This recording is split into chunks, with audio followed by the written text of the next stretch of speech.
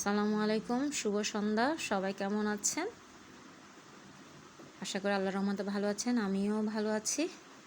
তো আজকে আমি আরেকটি মজার রেসিপি নিয়ে হাজির হলাম। আজকে আমার রেসিপিটির নাম হচ্ছে সুরি শুটকি দিয়ে দেশি ছোট আলু রান্না। তো দেখতে পাচ্ছেন একটি প্যানে আমি সয়াবিন তেল দিয়ে দিলাম এবং এই আলুটাকে কী নামে ডাকা হয় অবশ্যই জানাবেন কমেন্টসের মাধ্যমে। আমাদের চট্টগ্রামে কিন্তু এই আলুকে ললিতা আলু বলে ডেকে থাকে। তো দেখতে পাচ্ছেন যেহেতু তেলটা গরম হয়ে গেল, এরই মাঝে আমি রসুন কুচিটা দিয়ে দিলাম। আর অনেক দিন যাবত ধরে এই আলুটা আসলে খেতে খুবই ইচ্ছা করলো, আর যখন তৈরি করলাম ভাবলাম আপনাদের সাথে শেয়ার করি। তো দেখতে পাচ্ছেন আমি পেঁয়াজ কুচিটাও দিয়ে দিলাম, আর এই রান্নাতে কিন্তু একটু পেঁয়াজ কুচিটা বেশি লাগবে। দেখতে পাচ্ছেন আমি এগুলো নেড়ে চেড়ে দিচ্ছি। এরই মাঝে আমি সুরি শুটকি দিয়ে দিব, আর আগের থেকে কিন্তু আমি শুটকিগুলোকে ভালো করে পরিষ্কার করে নিয়েছি। আর শুটকিগুলো দিয়ে দেওয়ার একটাই কারণ, যাতে করে পেঁয়াজ রসুন এবং শুটকি একসাথে ভাজা হয়ে যায়, সেই জন্য। আমি এখানে টমেটোটাও দিয়ে দিচ্ছি, বাকি টমেটো পরে দেব। আর এই আলুটা কিন্তু এভাবে রান্না করলে গরম ভাতের সাথে খেতে খুবই ভালো লাগে। আমি স্বাদ মতো লবণটাও দিয়ে দিলাম। আর আপনারা সবাই জানেন আমাদের চট্টগ্রামবাসীর কিন্তু শুটকিটা খুবই প্রিয়। এখানে আমি কষানোর জন্য পানিটা দিলাম, আর আগে নেড়ে চেড়ে দিচ্ছি শুধুমাত্র তেলটা ফুটে যাতে গায়ে না পড়ে, সেজন্য নেড়ে দিলাম। হলুদ পাতা দিচ্ছি, বাকি হলুদ পাতা কিন্তু আমি পরে দেব। খুবই লোভনীয় একটি খাবার। দেখতে পাচ্ছেন 1 চা চামচ হলুদের গুঁড়া দিয়ে দিলাম।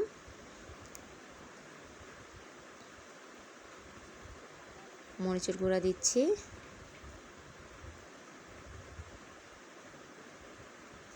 দেখতে পাচ্ছেন প্রায় 1 টেবিল চামচের মতন মরিচের গুঁড়া দিলাম। এগুলো নেড়ে চেড়ে দিচ্ছি, আর এগুলোকে আমি ভালো করে নেড়ে চেড়ে কষিয়ে নেব। প্রথমে আমাদের তো খুবই প্রিয়, যেহেতু কষানো হয়ে গেল এরই মাঝে আমি আলুটা দিয়ে দিব। দেখতে পাচ্ছেন, আর এই আলুটা কিন্তু এভাবে রান্না করলে কোনো মাছ মাংস কিংবা অন্য কোনো সবজি লাগবে না। বিশ্বাস হচ্ছে না? একবার হলেও তৈরি করে দেখবেন, এবং কার কেমন লেগেছে অবশ্যই কমেন্টস করে জানাবেন। তো এগুলোকে আমি নেড়ে চেড়ে কষিয়ে নিলাম। এরপর সিদ্ধ হওয়ার জন্য পানিটা দিয়ে দিচ্ছি।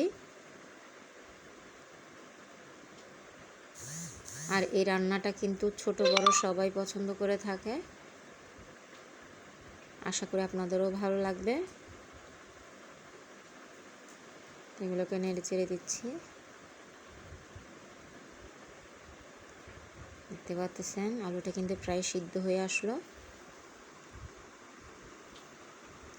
আমি বাকি টমেটোটা দিয়ে দিচ্ছি, বাকি হলুদ পাতাটাও দিয়ে দিলাম, কাঁচামরিচ দিচ্ছি, একটু নেড়ে চেড়ে দিচ্ছি।